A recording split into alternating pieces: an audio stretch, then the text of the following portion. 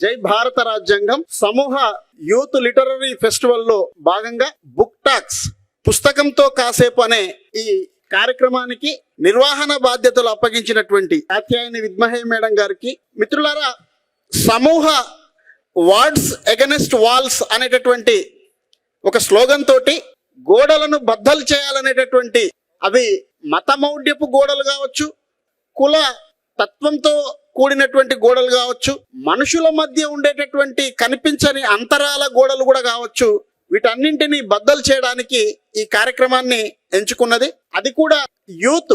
నిజానికి ఏ దారి కనపడక ఏదో ఒక ప్రయాణంలో మూసగా కొట్టుకుపోతున్నటువంటి యూత్ను మనం ఇట్లాగే వదిలిపెడితే మనకు భవిష్యత్తు ప్రాబ్లం అవుతుంది. ఆ యూత్కు నిజానికి ఇప్పుడు చైతన్యవంతమైనటువంటి వాళ్ళకు మధ్యలో కనెక్షన్ కొంచెం మిస్ అయింది. ఏ కారణమైనా కావచ్చు, కానీ కనెక్షన్ అయితే మిస్ అయింది.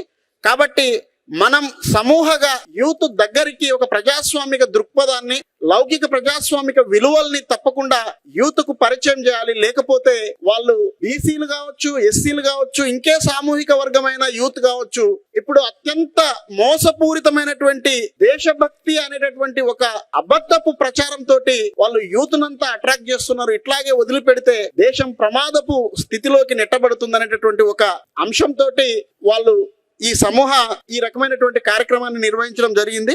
అందుట్లో భాగంగా దేశం లోపల యుద్ధం అనేటటువంటి ఒక మంచి పుస్తకాన్ని ముఖ్యంగా యూత్ ను దృష్టిలో పెట్టుకునే రాసిండా అన్నంత రెలవెంట్ గా ఉంటుంది ఈ పుస్తకం. బాలసుధాకర్ గారు రాసినటువంటి ఈ పుస్తకం పైన మనకు వేణుగోపాల్ సార్ గారు, అట్లాగే దేశరాజ్ సార్ గారు మాట్లాడతారు.